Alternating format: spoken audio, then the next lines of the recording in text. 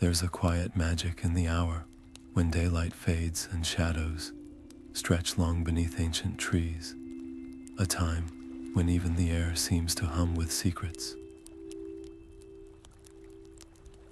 Tonight, we step into one of Middle-earth's most mysterious realms, where the twilight lingers eternal and the whispers of the forest carry the weight of prophecy. Welcome, traveler, to the hidden kingdom of Doriath, a place where every rustling leaf and shifting shadow tells a story. Whether you're curled up beneath blankets as midnight approaches or listening in the golden haze of evening, we'd love to know, where in the world does this journey find you? Let us know in the comments below and share the hour when sleep begins to weave its spell around you. Beneath the towering canopy of Doriath's enchanted woods, where sunlight dares not pierce too deeply, walks a figure cloaked in silver and shadow, Elu Thingol, the King of the Dark Elves. His presence is like the hush before a storm, calm, yet charged with an energy that makes the very air tremble. For centuries, he has ruled this hidden realm with wisdom and a quiet ferocity, a guardian standing between his people and the chaos that lurks beyond the borders. But tonight, something is different. The wind carries a warning, a murmur of unrest that even the oldest trees seem to echo. Thingol's hand tightens around the hilt of his sword, a silent acknowledgement that the peace he has fought so hard to preserve may soon unravel. What unseen force stirs beyond the edges of Doriath's enchanted borders? What choices will Thingol make when the safety of his kingdom hangs in the balance? This is more than just a tale of elves and ancient forests. It's a story of power, sacrifice, and the weight of a crown that gleams as brightly as the stars above.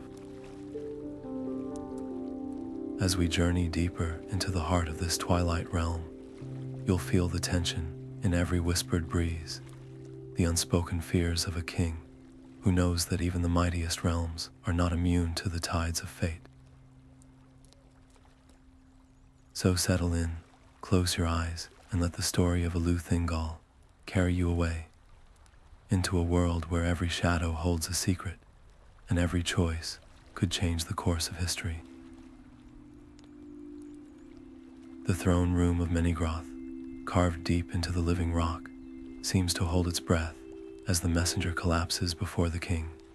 His cloak is torn, his face streaked with dirt and fear, and the words that spill from his lips send a ripple of unease through the gathered court. "My lord," he gasps.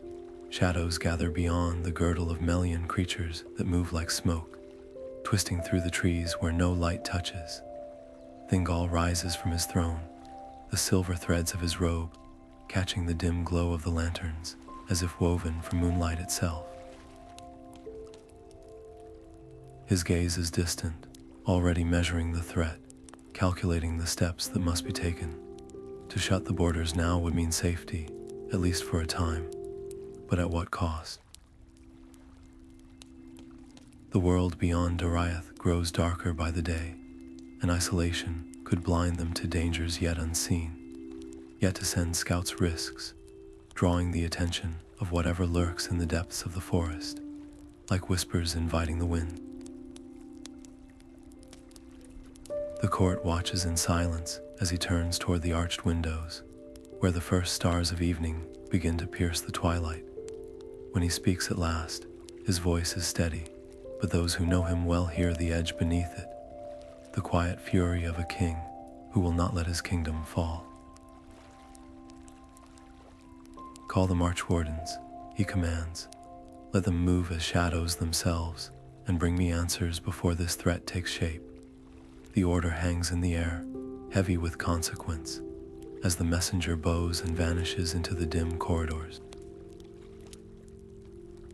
Beyond the palace walls, the forest stirs, its ancient boughs bending as if to murmur warnings of their own. The air in the chamber shifts as Melian enters, her footsteps silent yet carrying the weight of ages.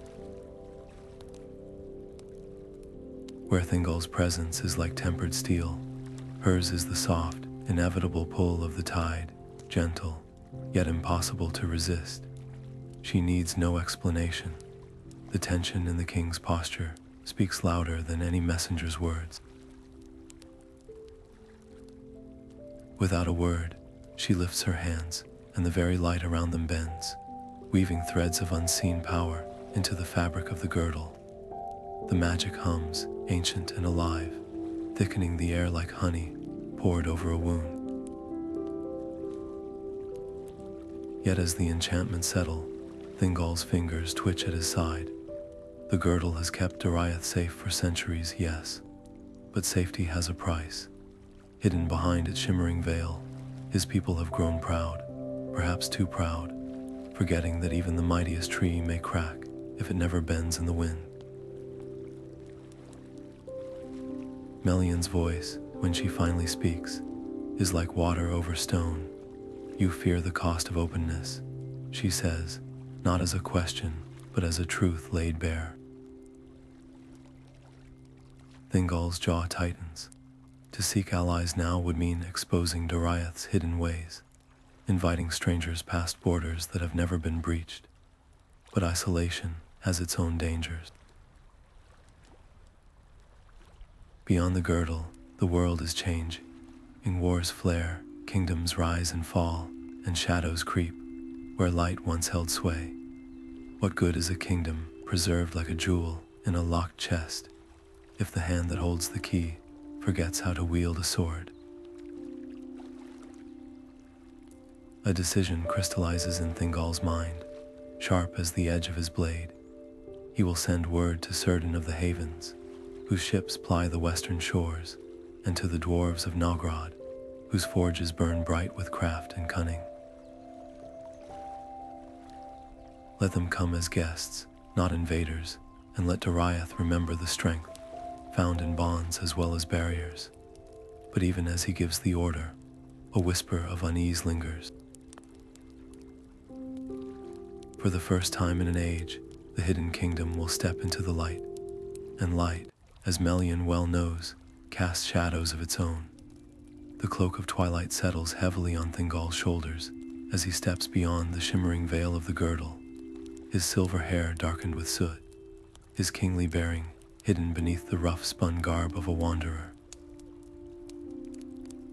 The forest here is different, thinner, restless, its whispers carrying none of the familiar murmurs of Doriath's sheltered glades. For the first time in centuries, he walks unknown, unremarked, a stranger in lands that once answered to his name. It is a humbling thing, this anonymity, and it sharpens his senses like the edge of a newly whetted blade. The first sign of the wandering elves comes not with song or torchlight, but with the scent of damp earth and crushed leaves, the quiet tension of those who have learned to move like mist. They emerge from the trees one by one, their eyes wide with exhaustion, their hands never far from their weapons. Their leader, a woman with fire-scorched braids and a voice like wind through reeds, speaks of horrors beyond the northern mountains, creatures that slither through dreams, twisting the minds of those they touch. They come when the moon is dark, she murmurs, leaving no footprints, only madness in their wake. The others nod, their fear a living thing between them, and Thingol feels the weight of his crown, though it lies leagues away in Minigroth's vaults. Here, beyond the safety of his borders, the truth is undeniable. The shadows are no longer content to gnaw at the edges of the world. They advance, testing weaknesses, probing for cracks in the old alliances that once kept them at bay. To retreat now would be to leave these elves, and countless others, to their fate, a choice that might buy Doriath time, but would surely haunt its king. Yet to offer sanctuary risks more than just exposure. It means entwining their destinies with strangers whose loyalties are untested, whose very presence could unravel the careful peace he has woven. The wind shifts, carrying with it the distant cry of a night bird, a sound too sharp, too knowing. Thingol watches the weary faces before him, the way they lean into one another for warmth, for courage. These are not warriors, not lords or schemers, they are survivors, clinging to the last embers of hope. And in that moment, the king who has spent ages behind walls of enchantment and steel understands. A realm that cannot bend will break. His voice, when he speaks, is low but carries the weight of command. "You will come with me," he says, and though he does not name himself, something in his bearing makes the woman with the scorched braids go very still. The road is long, and the night grows darker, but Doriath's gates do not turn away those who stand against the shadow. As they turn southward, the stars blur behind gathering clouds, and the forest seems to exhale around them. Somewhere ahead, the girdle waits, its magic humming like a held breath. But beyond it, in the depths of the north, something stirs, patient, hungry, listening. The choices made this night will ripple outward, farther than even Melian's foresight can trace. For good or ill, the hidden kingdom is hidden no more. The halls of Menigroth have never felt so silent as when Thingol returns, his boots still damp with the dew of the outer forests. Melian meets him in the Chamber of Stars, where the ceilings glitter with captured light, her eyes already heavy with knowing. He does not need to speak for her to understand the weariness in his shoulders, the tightness around his mouth that betrays a conflict deeper than any council debate. When he tells her of the wandering elves, of their haunted eyes and the horrors they fled, her fingers trace the air as if reading threads of fate unseen. Trust is a blade without a hilt, she murmurs, her voice echoing strangely in the stillness. To grasp it may save a life, or cost you a hand, but Thingol has walked among those refugees, seen the way their children clutch makeshift toys of twisted roots, how their elders whisper songs of lost homes. These are not invaders or schemers, they are echoes of his own people, long ago, when the world was younger and darkness first crept into the east. His fingers tighten around the armrest of his chair, the carved wood biting into his palm. What is a kingdom, he asks, if it turns its back on its own kind? Melian does not argue, not in words, but the air between them thickens with the weight of her silence, a reminder that even the wisest hearts may be blinded by pity. Yet when the decree is issued, written in silver ink upon parchment of birch bark, it carries both mercy and caution. Only the wounded and the youngest children will pass beyond the girdle, and only under guard. They will dwell in the outer groves, where the roots of Menigroth's mightiest trees twist deep into the earth, close enough to protect but far enough to watch. The first to cross the threshold is the woman with the scorched braids, her arms cradling a child who does not speak, whose eyes reflect too much sky and not enough light. As she steps into the twilight of Doriath, she inhales sharply, as if breathing for the first time in years. The guards tense, but Thingol raises a hand. Let her feel the safety of these woods, the ancient peace that lingers in every leaf.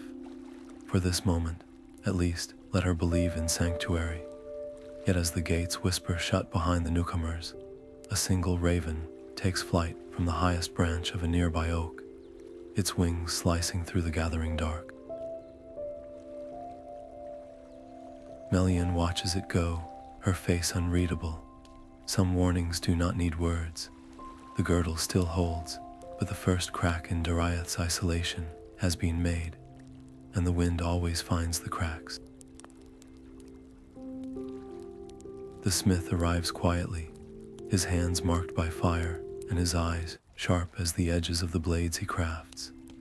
He does not bow when brought before Thingol, not out of defiance, but because his fingers never stop moving, tracing shapes in the air as if the very act of creation is a language he cannot silence.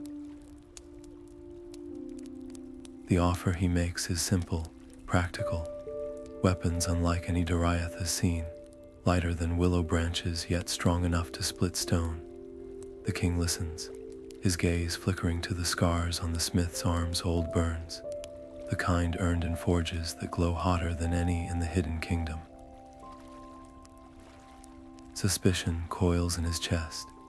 Gifts from strangers always carry hidden barbs, yet the need is undeniable. The marchwardens return with reports of creatures that bleed shadows, of armor that turns aside ordinary steel. Thingol's fingers tighten around the armrest of his throne. To refuse this skill would be pride, to embrace it blindly, folly. So he grants the smith a workspace deep in the caverns beneath Menigroth, where the echoes of hammers will not disturb the sanctity of the groves above. But he assigns 2 of his most trusted guards to watch, their presence a silent reminder that every spark struck here will be witnessed. The first time the new forge blazes to life, its light spills like liquid gold through the tunnels, painting the stone in hues never before seen in Doriath. The smith works without rest, his movements precise as a dancer's, singing in a tongue that twists like smoke words of power, perhaps, or simply the old songs of a home left behind. The blades he shapes are things of eerie beauty, their surfaces rippling like water under moonlight, their edges singing when tested against the air. Even the guards, stern and watchful, cannot hide their awe, but not all are swayed. In the courtyards above, whispers slither through the gathered elves like mist. The king lets a stranger's fire burn beneath our roots, mutters an elder, his voice brittle as autumn leaves. What next? Shall we tear down the girdle and invite the night inside? Others argue back, younger voices sharp with impatience. Would you face the coming storm with rust and regret? The world changes, why shouldn't we? The divisions grow, subtle but deep, as alliances fracture along unseen lines. Even Melian, usually a still point in the storm, withdraws to her gardens, her silence more unsettling than any rebuke. Thingol walks the length of the cavern forge one evening, the heat pressing against his skin like a living thing. The smith pauses, wiping ash from his brow, and meets the king's gaze without flinching. "You fear what you do not understand," he says, not as an accusation but a fact. Thingol exhales slowly, the weight of his crown suddenly heavy. To distrust is wisdom, to refuse change stagnation. The darkness beyond their borders will not pause for tradition. That night, as the stars wheel unseen above the canopy, the first of the new blades is laid at the king's feet. Its hilt is wrapped in silver wire, its pommel set with a single dark gem, a piece of the very earth it was forged within. Thingol lifts it, and the metal thrums against his palm, alive in a way no weapon of Doriath has ever been. The smith watches, his face unreadable. "It will not break," he promises, "not while your hand holds it." Outside, the wind rises, rattling the branches of the ancient oaks. Somewhere beyond the girdle, something howls a sound that is neither wolf nor bird, but something older. The guards shift uneasily, their hands straying to their own blades. Thingol does not speak. He simply nods, and the smith returns to his work. The forges glow, painting the cavern walls in shifting patterns of light and shadow. Progress or peril, the answer, like the weapon in his grip, cuts both ways. The warning comes not with trumpets or smoke, but with the sudden silence of the forest, a hush so deep it prickles the skin like winter's first frost. Thingol is in the armory when the runner stumbles in, her breath ragged, her eyes wide with a fear Doriath has not known in ages. "They're here," she gasps. Not at the borders inside them. The words land like a blade between the ribs. The girdle, the unbreakable shield, has been breached. Thingol moves faster than thought, his armor donned not with the ceremonial care of a king, but the ruthless efficiency of a soldier who remembers war. The march wardens are already gathering, their faces grim beneath their helms. No speeches are given, none are needed. The enemy is at their threshold, and every elf in Minigroth knows the cost of hesitation. As they race through the tunnels toward the eastern groves, the air grows thick with the scent of burning leaves and something darker. Oil, perhaps, or the acrid tang of spoiled magic. The battlefield is not a field at all, but a slaughterhouse of shattered trees and twisted shadows. The creatures move like liquid night, their forms blurring at the edges, their weapons biting with a hunger that goes beyond steel. Thingol's sword meets the first of them with a scream of sparks, the impact shuddering up his arm. These are no mere orcs or wandering beasts. They fight with a precision that speaks of intelligence, of purpose. Behind him, a young warden falls, his blood blackening the moss where he lands. The sight ignites something feral in Thingol's chest. He fights not as a strategist then, but as something older, something that remembers the raw terror of the great journey, when the stars were new and the world was hungry. His blade carves through the shadows like a silver flame, his commands sharp as broken glass. Slowly, agonizingly, the tide turns. The invaders retreat not in rout, but in orderly withdrawal, as if this were merely a test, a probing finger pressed against Doriath's ribs to measure the give. When the last of them melts into the trees, the silence returns, heavier now. The wounded are carried back, their moans muffled against cloaks, soaked with more than dew. Thingol stands amidst the wreckage, his breath ragged, his sword dripping. The girdle still shimmers faintly in the distance, but its failure is undeniable. A child could see the truth. Walls, no matter how enchanted, are only as strong as the hands that maintain them. That night, in the council chamber, thick with the scent of poultices and pine resin, the debates rage. Some argue for stronger barriers, for weaving new spells into the very roots of the forest. Others, their voices tight with fury, demand retaliation, a strike against the enemy's heart before it can gather its strength. Thingol listens, his fingers steepled before his lips, his gaze fixed on the map spread across the table. The inked borders of Doriath seem so small now, so fragile. Melian finds him later on the high balcony, his hands gripping the railing like a drowning man, clings to driftwood. Below, the lanterns of the healers' tents flicker like wounded fireflies. "You feel the weight," she murmurs. "It is not a question." He exhales, long and slow. To attack is to risk everything, to step onto a path that may lead only to deeper darkness. But to hide, to fortify, that is to wither, to let fear dictate the fate of a kingdom built on starlight and song. The wind shifts, carrying with it the distant cry of an owl. Somewhere beyond the trees, The enemy licks its wounds and waits. Thingol closes his eyes. The choice is his alone, and when he opens them again, the resolve in his gaze could etch glass.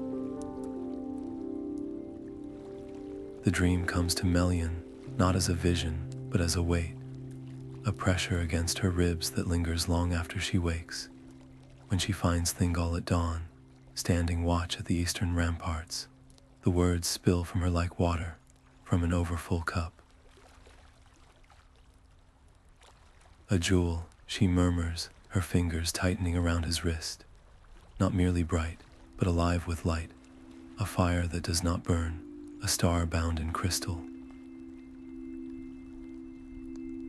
Her eyes, usually so clear, reflect something distant and shifting. It could shield us, or it could unravel all we have built. Thingol goes very still. The description alone is enough to quicken his pulse, a treasure beyond imagining, a weapon against the creeping dark. But the hunger that flickers in his chest frightens him more than any army at the gates. He has seen what desire does to even the wisest of kings. Turning away, he watches the mist coil between the trees below, buying time to master his own voice. Where does such a thing lie? Melian's silence stretches too long before she answers. Not in any land we know. It was hallowed by hands now dust, hidden by those who feared its power. She hesitates, then adds softly, and it is sought, not just by us.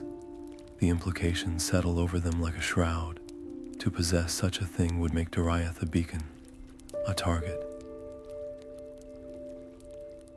Yet to leave it unclaimed is to let it fall into grasping hands that would wield it like a hammer. Thingol's fingers trace the edge of his dagger, the metal cool against his skin. He thinks of the smith's blades singing in the forge, of the refugees huddled in the outer groves, of the enemy testing the girdle's strength. Power calls to power. Would this jewel be their salvation or their undoing? When he speaks at last, his voice is rougher than he intends. And if we refuse to seek it, if we let it lie? Melian's smile is sorrow itself. Then the choice is not ours. The shadow does not hesitate. It hungers. A gust of wind rattles the leaves above them, carrying the scent of damp earth and something sharper, ozone, perhaps, or the breath of a storm yet to come. Thingol closes his eyes. The crown has never felt heavier. To reach for glory is to risk losing everything, but to stand still is to let the world decide their fate. Some choices, he knows, cannot be unmade. The stranger stands at the edge of the girdle's shimmering veil, his cloak frayed at the hem, his face lined with the marks of hard roads and harsher years. Yet his eyes, those are unmistakable. They gleam with the same silvered light as Thingol's own, a mirror of kinship that sends a shock through the king's chest, like the first note of a forgotten song. I am Elmo's son, the man declares, his voice rough yet resonant. Blood of your blood, though the centuries have worn our names thin between us. The words land like stones in still water, rippling through the gathered court. Elmo Thingol's younger brother, lost in the chaos of the great journey, mourned but never buried. For a heartbeat, the weight of ages lifts from Thingol's shoulders. Here, at last, is a thread to a past he thought severed forever. But memory is a double-edged blade. The last time he saw Elmo, it was beneath the fractured light of Cuvianan, their voices raised not in farewell, but in fury. Pride had carved the rift between them, pride and the relentless pull of destiny. What if this man carries more than just his brother's likeness? What if he bears his grudges too? Melian's hand finds Thingol's arm, her touch cool as morning mist. She says nothing, but her silence is its own counsel.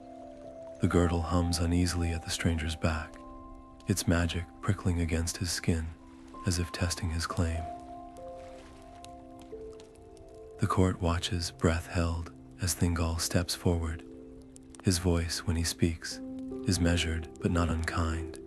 The years have been long, and the road longer.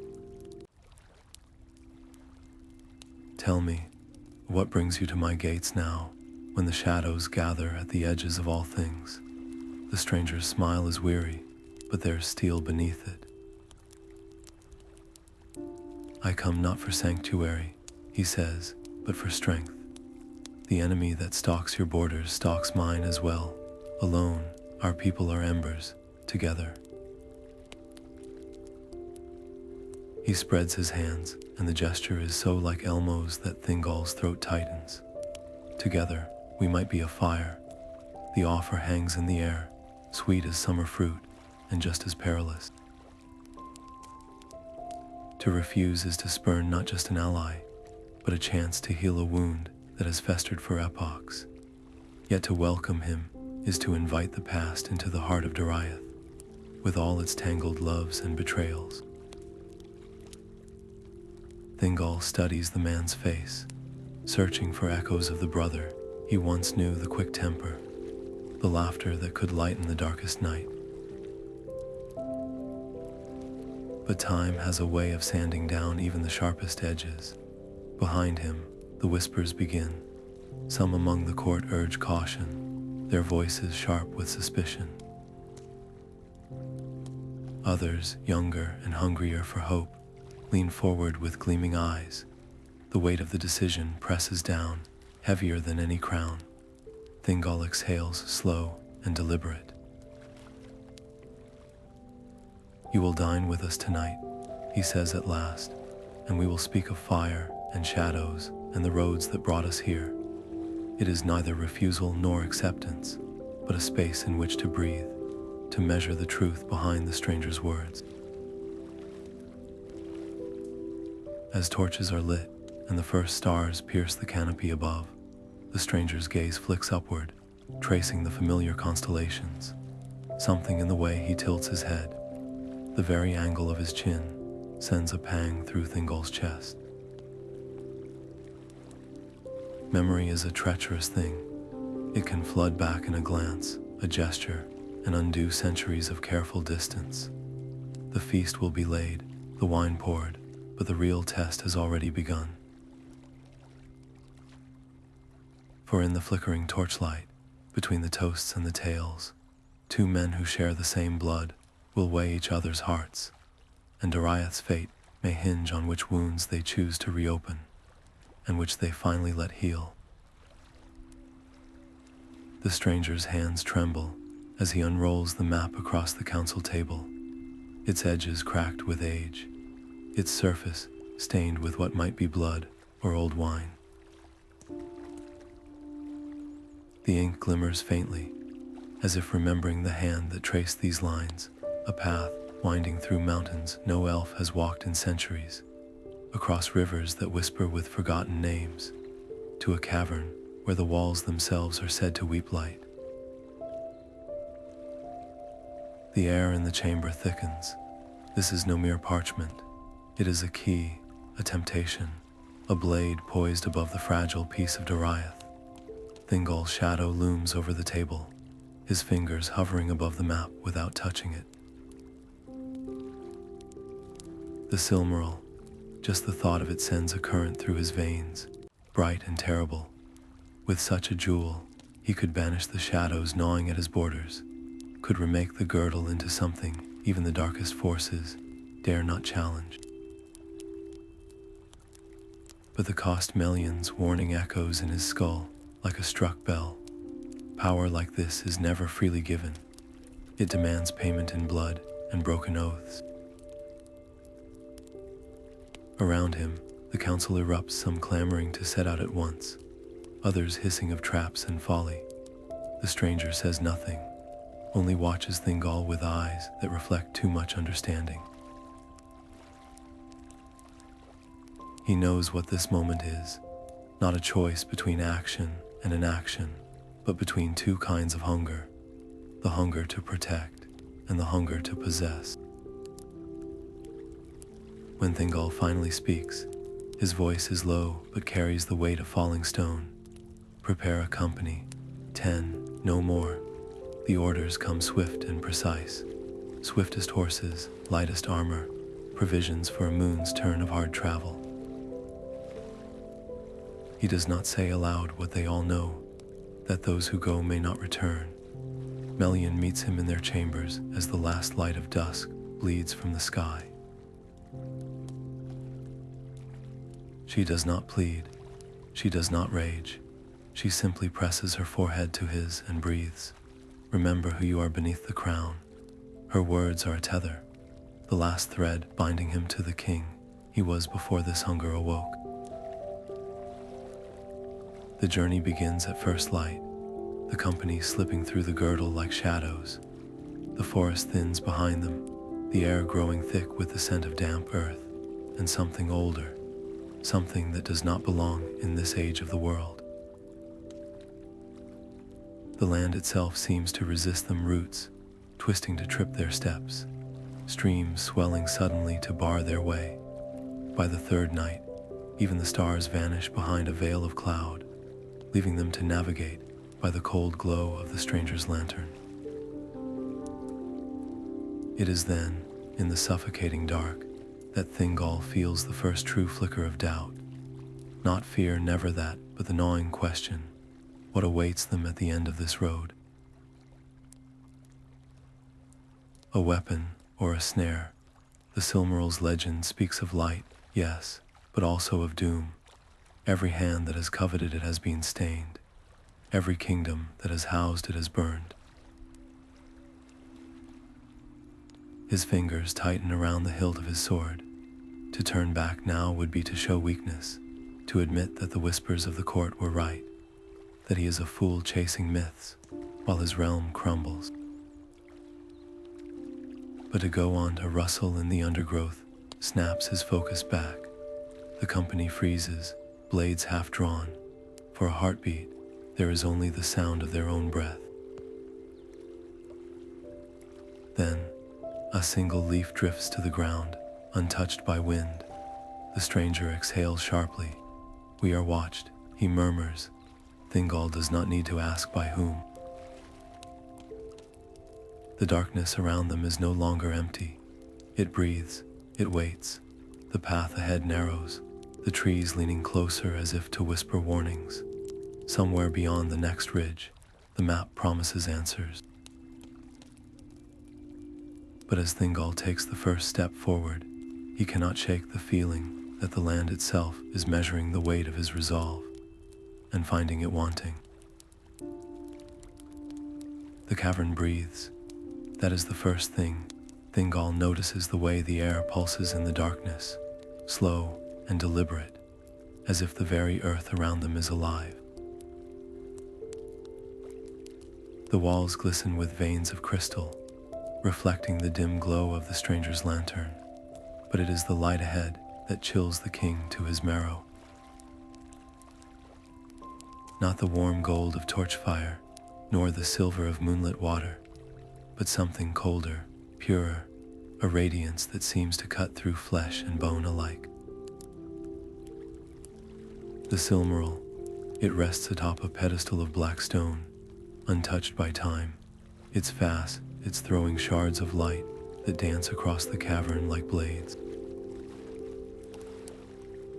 With each step closer, the visions begin not as flashes, but as sensations that seep into his skin. He sees Doriath's towers wreathed in flame, hears the screams of his people swallowed by the thunder of falling stone. Then, just as suddenly, the images shift. The girdle reforged into an impenetrable shield, the borders safe for 1,000 years, the enemy's shadows scorched away by the jewel's relentless glow. Power and ruin, woven together like threads in the same tapestry. The stranger makes a sound low in his throat, half awe, half warning. It knows you, he whispers. It shows what you crave and what you fear. Thingol's fingers twitch at his side. To touch it would be to bind his fate to the Silmarils, to invite its brilliance and its curse into the heart of his kingdom. Yet to turn away now, to leave it buried in this forsaken place, is to let the darkness outside grow unchecked. The weight of the choice presses down, heavier than any crown. A memory surfaces Melian's voice, soft but unyielding. The greatest test of a king is not in knowing when to reach, but when to withhold his hand. The words anchor him, if only for a moment. He studies the jewel, its light pulsing like a heartbeat. It is beautiful, yes, but beauty has never been harmless. The legends are clear. The Silmarils were never meant to be owned. They were made to hold the light of the lost trees, to preserve what was pure in a world already slipping toward shadow. What right does he have to chain such a thing to his own purpose? The cavern seems to hold its breath. Even the distant drip of water ceases, as if the earth itself waits for his decision. Slowly, deliberately, Thingol unbuckles his sword belt and lets it fall to the stone. The metal clatters, too loud in the silence. He will not approach this as a king, nor as a warrior, just a man standing before a power he does not fully understand. When he stretches out his hand, it is not to seize, but to hover, a breath away from the jewel's surface. The light dances over his skin, casting his veins in eerie relief. The visions return, sharper now. His daughter's laughter turned to ashes in his arms. The stranger's face twisted in betrayal. The forests of Doriath, withering under a sky choked with smoke. But beneath the horror, another thread, fragile but unbroken. A single Silmaril, cradled not in greed but in reverence.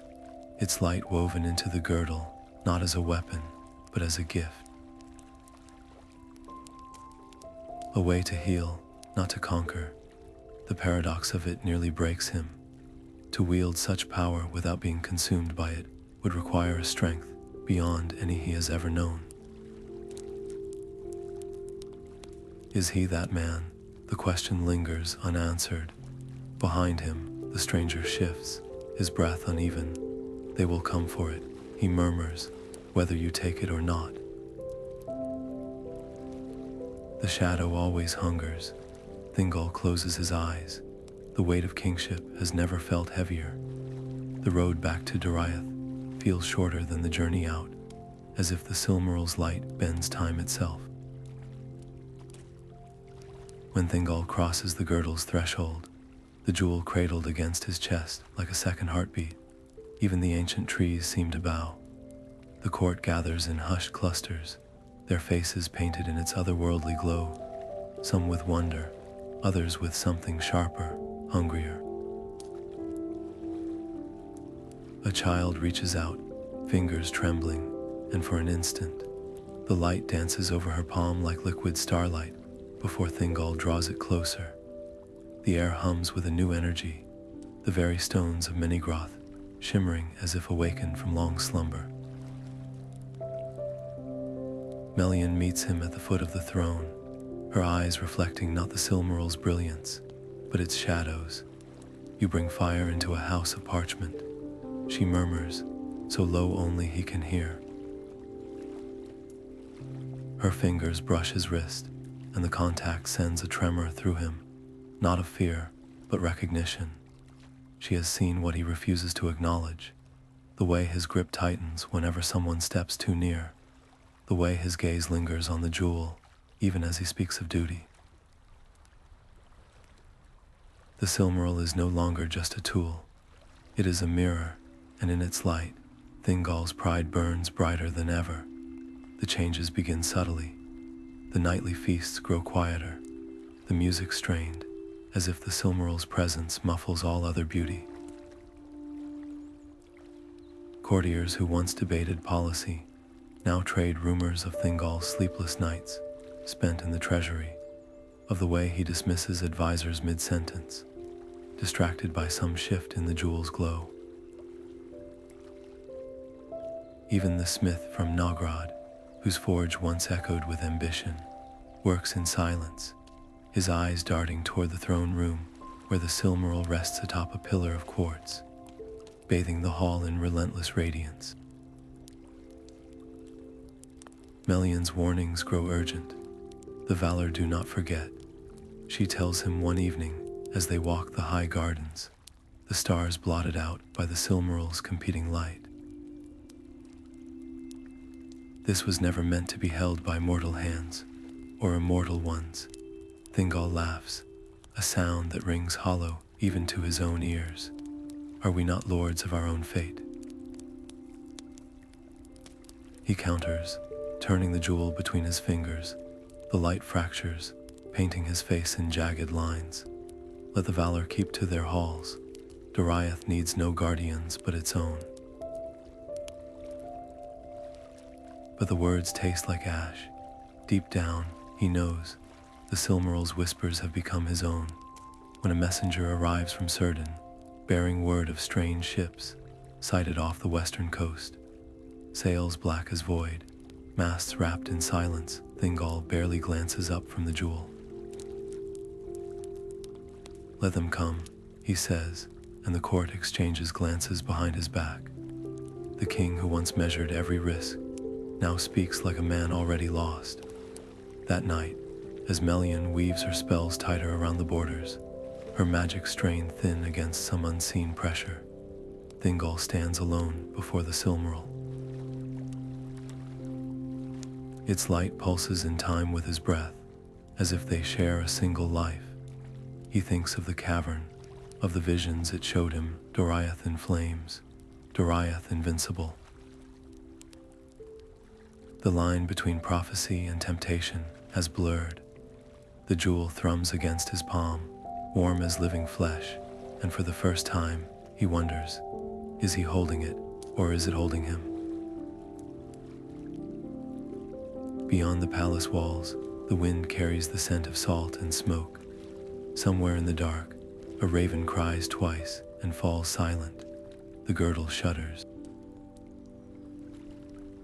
The dwarves arrive at the height of summer, their beards braided with threads of mithril, their eyes sharp as the picks at their belts. They do not bow when they enter the throne room, nor do they flinch at the Silmaril's brilliance. Instead, their leader, a broad-shouldered craftsman with hands like knotted oak, steps forward and speaks plain words that echo like a hammer on anvil. We can cage this light, he says, gesturing to the jewel, not diminish it, but set it in a frame worthy of its fire. His fingers trace the air as if already shaping the design, a necklace of interwoven gold, its strands thin as spider silk, yet strong enough to bear the weight of stars. Thingol leans forward, his breath catching. The Silmaril has burned restless in his grasp, its light a constant reminder of the fragility of his hold on it. To see it bound, secured, to wear it against his very skin, the thought ignites something greedy in his chest. He barely notices Melian stiffen beside him, her fingers tightening around the arm of her chair. How long? He asks, his voice rough with want. The dwarf's smile is slow, knowing. A season, perhaps less, but the materials. He spreads his hands. Not mere gold. We would need the ore of Naugrad's deepest veins, the kind that remembers the world's first fires. Melian's voice cuts through the murmurs of the court, cool as a blade drawn from snow. And what price for such generosity? The dwarves exchange glances, their silence too deliberate. Their leader inclines his head. A trifle, the right to trade freely within your borders, and a share of the mithril your miners uncover. Thingol waves a hand, already turning the jewel in his palm, imagining the weight of it against his throat. Granted, the word leaves his lips before he can weigh it. Too quick, too careless. Melian's eyes flash, but she says nothing. Not here, not in front of strangers. But when the dwarves withdraw to begin their work, she follows Thingol to their chambers, her voice low and urgent. They covet what they promise to bind, she warns. Their hands are skilled, yes, but their hearts are stone. You trust too easily. He laughs, but the sound is hollow. You mistrust too deeply. The Silmaril is mine. They know this. Yours. Melian's gaze lingers on his fingers, where the jewel's light has left faint traceries like burns. Or are you becoming its? The question hangs between them, sharp as a splinter. Thingol turns away, but not before she sees the flicker in his eyes, the first seed of doubt. Outside, the forges of Minigroth roar to life as the dwarves set to work, their hammers ringing through the night like a countdown. The court whispers, torn between awe and unease.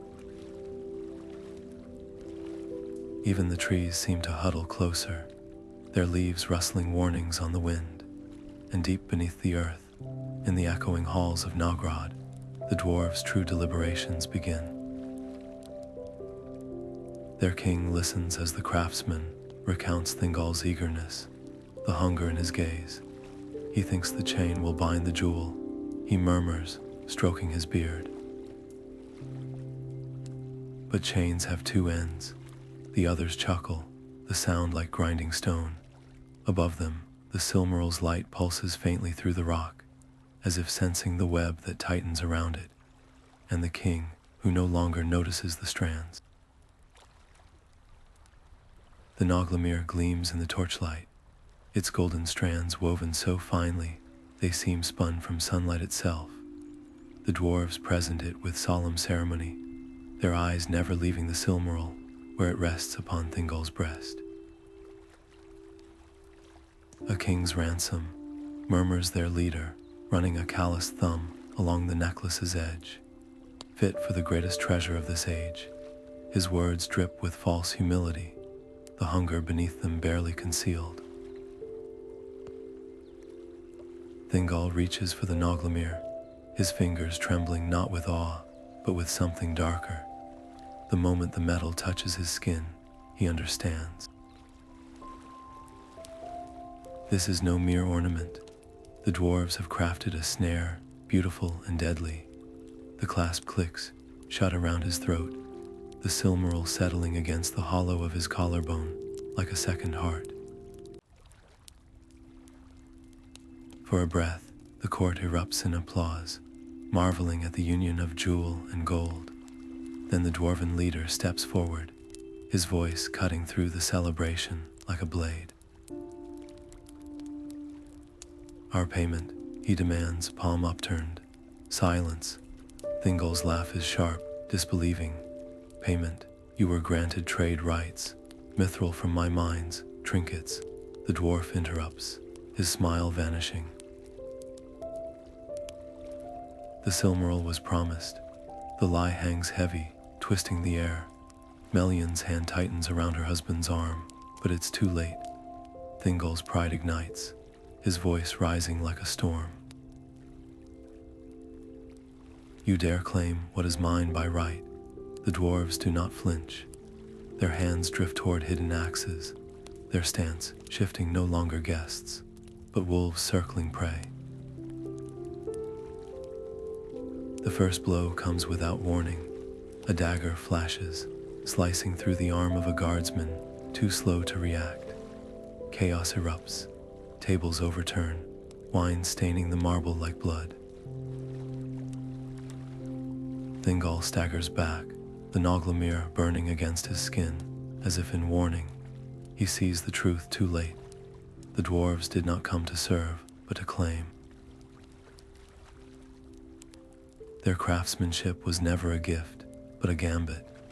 Melian's voice rings out, weaving a spell of confusion, buying precious seconds. Go, she urges, her eyes wild with fear, not for herself, but for him. Thingol hesitates, his pride warring with survival. Then an axe bites into the throne behind him, close enough to sever threads of his cloak. He runs, the Silmaril's light blazing like a beacon, guiding his enemies through the shadows. The corridors of Minigroth, once familiar as his own breath, twist into a nightmare. Dwarven shouts echo off the stone, their torches painting the walls in flickering red. Thingol stumbles into an alcove, his fingers fumbling at the Nauglamír's clasp. It won't budge. The metal hums, warm and mocking, a masterpiece meant never to be removed. Outside, the sounds of battle spread. Steel clashes, elves and dwarves, falling in equal measure. The Silmaril pulses against his chest, its light now accursed. Every gleam through the cracks in the alcove's door is a death sentence. Thingol presses his forehead to the cold stone, his breath ragged. The jewel he coveted has turned his kingdom into a battleground, his people into pawns. The realization is a knife to the gut. He bartered trust for radiance, and now both slip through his fingers like smoke. A distant horn blares, the signal for retreat. The dwarves are fleeing, but not empty-handed. They'll return with armies, with fire, with a vengeance stoked by wounded pride. Thingol knows this as surely as he knows his own heartbeat. The Nauglamír's weight is unbearable now, a chain as much as a crown. Somewhere in the chaos, Melian calls his name, her voice fraying at the edges. He steps into the corridor, the Silmaril's light painting his face in stark relief. A king brought low by his own hunger, standing amidst the wreckage of his choices. The echoes of the massacre linger, but the true battle is only beginning. And this time, Thingol has no illusions about who bears the blame. The chamber is dark when Melian finds him, the Silmaril's light muffled beneath a cloak of thick velvet, his attempt to smother what cannot be smothered. Thingol sits slumped against the cold stone wall, his fingers pressed to his temples as if to quiet the pounding behind them. The Nauglamír's chain digs into his neck, a constant reminder of the weight he chose to bear. When Melian kneels beside him, her touch is feather light, but he flinches all the same. It whispers, he admits, his voice raw. Even now, beneath the cloth, it whispers. She doesn't ask what it says. The hollows beneath his eyes, the tremor in his hands, they tell her enough. The Silmaril's brilliance has become a prison, its radiance warping into something feverish, relentless. It offers visions of glory one moment, of ruin the next, until he can no longer distinguish prophecy from paranoia. Melian's arms encircle him, her presence a balm against the storm in his mind, but the solace is fleeting. The jewel's pulse thrums between them, a discordant rhythm against the steady beat of her heart. Let me take it, she murmurs into his hair. For an instant, the weight lessens, not from her words, but from the sheer relief of hearing the offer aloud. To surrender it would be to unclench a fist he's held tight for months, but then the doubt creeps in. The dwarves would see it as weakness. His own people might question his strength. And the enemy, always watching, would know Doriath's king had faltered. His fingers tighten around the velvet shroud. If I remove it now, everything will have been for nothing. The blood spilled, the trust broken. Melian's silence is heavier than any rebuke. She knows, as he does, that the true cost isn't measured in lives or alliances, but in the slow erosion of the elf he once was. The Thingol who crossed the grinding ice, who carved a kingdom from wilderness, would have never bartered his judgment for a trinket of light. Yet here he sits, frayed as a worn bowstring, jumping at shadows cast by his own treasure. Beyond their chambers, Doriath unravels. The marches report skirmishes at the borders, dwarven scouts, probing the girdle's edges, their axes thirsty for retribution. In the city, whispers slither through the halls. The king is changed, the king is cursed. A child's rhyme, half heard in the marketplace, twists like a knife, gold on the throat, rot in the root. Thingol lifts his head, the velvet slipping to reveal a sliver of the Silmaril's glow. It paints his face in jagged lines, sharpening the exhaustion, the defiance. What if it's the only thing keeping them at bay? He rasps. What if its light is all that holds the shadows back? Melian's answer is soft, final. Then let it be a beacon, not a chain. Her fingers brush the Nauglamír, not to remove it, but to trace the craftsmanship. The dwarves' meticulous, venomous art. A king who rules by fear of the dark is no king at all. Outside, a wind rises, rattling the leaves of the ancient oaks. Somewhere in the deep forest, a branch cracks and falls. No enemy's hand felled it. No axe, no spell. Just time, and the inevitable pull of gravity. Rumors slither through the trees of Doriath, like venomous vines, carried on the breath of fleeing merchants and wounded scouts. An army gathers beyond the girdle, not of dwarves this time, but of men and elves, whose eyes gleam with the same hunger Thingol once recognized in his own reflection. They come for the Silmaril, drawn by its legend like moths to a flame that burns all who touch it. The throne room, once a place of council, now hums with the tension of a drawn bowstring as Thingol surveys his remaining captains. Their faces tell a story sharper than any scout's report. Loyalty frayed by exhaustion, trust eroded by the weight of a jewel that outshines their king's wisdom. The muster horns sound at dawn, their echoes bouncing hollowly off the cavern walls of Menigroth. Warriors assemble in the glades, but their ranks are thinner than they should be. Some families have vanished into the deeper forests, refusing to bleed for a treasure they believe has already cost too much. A young archer, barely more than a child, meets Thingol's gaze as he passes, and the accusation in her eyes is worse than any enemy's blade. "You promised it would make us safe," she doesn't say, but the words hang between them all the same. The Silmaril pulses against his chest, its light suddenly garish, a beacon that has led not to salvation, but to a precipice. In the stillness before battle, Thingol walks the length of the girdle's inner edge, his fingers brushing the shimmering barrier Melian wove in brighter days. The magic is thinner now, strained by her grief and his choices. Here, where the veil between Doriath and the outer world is sheer as morning mist, he finally allows himself to see the truth. The army massing beyond the trees is not some faceless doom. It is the consequence of pride, the answer to every whispered warning he dismissed. The Silmaril's brilliance has blinded him to the fractures spreading through his kingdom, the quiet betrayals festering in the hearts of those he swore to protect. Melian finds him at the edge of the northern watchtower, her presence as steady as the first star of evening.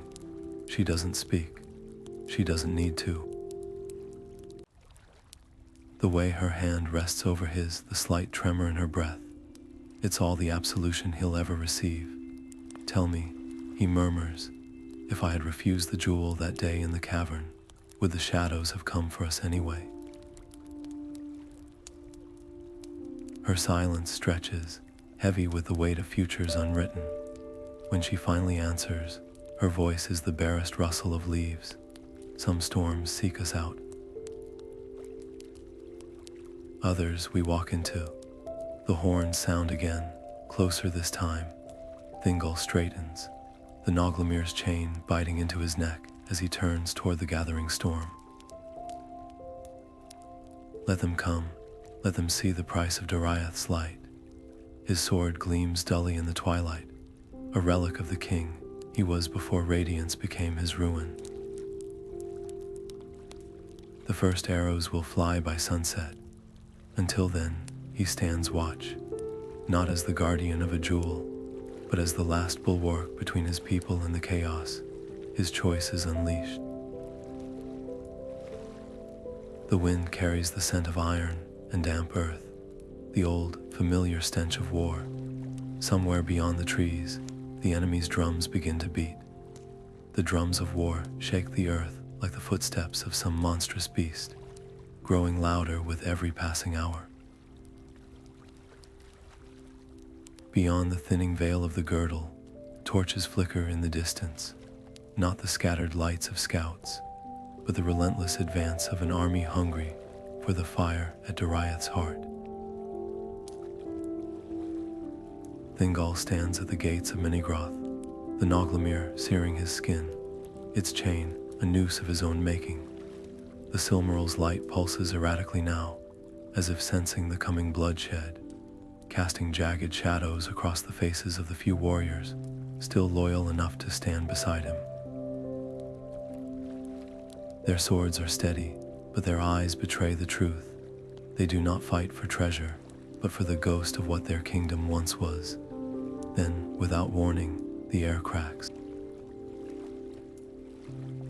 A sound like shattering glass rips through the forest as the girdle Melian's masterpiece, her final gift to him, collapses. The enchantment that held Doriath apart from the world for centuries unravels in an instant, dissolving like mist beneath the morning sun. The enemy surges forward, their battle cries rising above the chaos, their weapons glinting in the eerie half-light of the Silmaril's glow. Thingol meets them head-on, his blade moving with the precision of desperation. For a moment, it seems as though the old fire has returned to him, the same ferocity that once carved a kingdom from wilderness. He cuts through the first wave, his strikes clean and deadly, the Nauglamír swinging wildly with each movement. But the enemy does not falter. They come in endless ranks, their armor marked with sigils of forgotten kingdoms, their eyes hollow with the same hunger that once twisted his own heart. Then, through the din of clashing steel, a figure emerges taller than the rest, clad in blackened mail, his face obscured by a helm wrought in the likeness of a snarling wolf. The enemy king, he does not speak, does not boast. He simply raises his sword, and the challenge is clear. The battle around them stills, as if the very air holds its breath. What follows is not the duel of legends, not the clash of titans sung of in ballads. Thingol is weary, his limbs heavy with the weight of the jewel he cannot discard, his reflexes dulled by months of sleepless nights. The enemy king fights with a cold, relentless efficiency, each strike calculated to exhaust rather than kill. And when the moment comes, when Thingol overextends, his balance faltering, the blade that finds his side does not come from his opponent's hand. A dagger, thrown from the shadows, sinks deep between his ribs. The pain is distant at first, a dull throb beneath the burning weight of the Nauglamír. He stumbles, the Silmaril's light flaring bright as if in protest, then dimming just as quickly. The enemy king steps back, his expression unreadable as Thingol sinks to his knees. The world narrows to the feel of cold stone beneath his palms. the metallic tang of blood on his tongue, the distant sound of Melian's voice, crying out not in anger, not in power, but in raw, unguarded grief. His vision blurs, but her face is the last thing he sees, her tears reflecting the Silmaril's dying light. In that moment, he understands, not just the cost of pride, but the weight of love. The love she bore him, the love he squandered for a jewel that could never love him back. The Nauglamír slips from his neck, its golden links scattering across the blood-stained earth. The enemy king stoops to claim it, his fingers closing around the Silmaril with a reverence Thingol now recognizes too late. And then, nothing, only the whisper of the wind through the broken trees, the distant wail of a kingdom undone, and the slow, inevitable dark. The forest weeps. Not with tears, but with silence, a hush so profound it settles over the ruins of Doriath, like a shroud woven from grief itself. Melian stands at the heart of the devastation, her hands limp at her sides, her power no longer a shield, but a dirge. The trees, once vibrant with song, now bow their branches as if in mourning, their leaves dulled to the color of old bruises. The girdle is gone, not merely broken, but unraveled, its magic dissipated like smoke on the wind. And with it, the kingdom that once gleamed like a jewel beneath the canopy fades, its towers crumbling, its halls echoing with the footsteps of ghosts. The survivors speak in whispers, if they speak at all. They gather what little remains, a child's wooden toy half buried in the dirt, a scrap of tapestry still clinging to a shattered wall, and vanish into the deeper woods. Some will seek the havens of the west, others the hidden valleys where the world still remembers peace. But none will forget the lesson written in the ashes of Menigroth, that pride is a slower poison than any blade, and no kingdom, however enchanted, can outlast the folly of its ruler. Yet in the quiet hours before dawn, when the stars pierce the gloom like distant memories, a strange thing happens. The oldest of the elves, those who remember Thingol as he was before the Silmaril's fire consumed him, begin to speak, not of his fall, but of his rise. They tell of the king who crossed the grinding ice with his people on his back, who carved a refuge from the wilderness with nothing but his will and a song. They murmur of the love that bound him to Melian, so fierce it bent the very laws of the world. These stories, too, are part of his legacy, not just the ruin, but the radiance that came before. And what of the Nauglamír? The dwarves who stole it do not revel in their prize for long. The Silmaril's light, once a beacon, becomes a curse, drawing envy and bloodshed wherever it goes. The jewel that promised power delivers only despair, as if the very essence of its making recoils at the touch of greed. It passes from hand to hand, each new owner meeting a fate as grim as Thingol's, until at last it vanishes into legend, a glittering ghost, a warning wrapped in radiance. As the years turn to centuries, Doriath becomes a name spoken softly, a tale told to wide-eyed elflings beside dying fires. Remember, the elders say, that even the mightiest roots may rot from within. But sometimes, when the wind sighs through the empty glades, those who listen closely swear they hear the faintest echo of a silver harp, a whisper of the kingdom that was, and the king who, for all his flaws, dared to dream a world where light could conquer dark. The story does not end with his fall. It lingers like starlight on water, long after the hand that cast it is gone.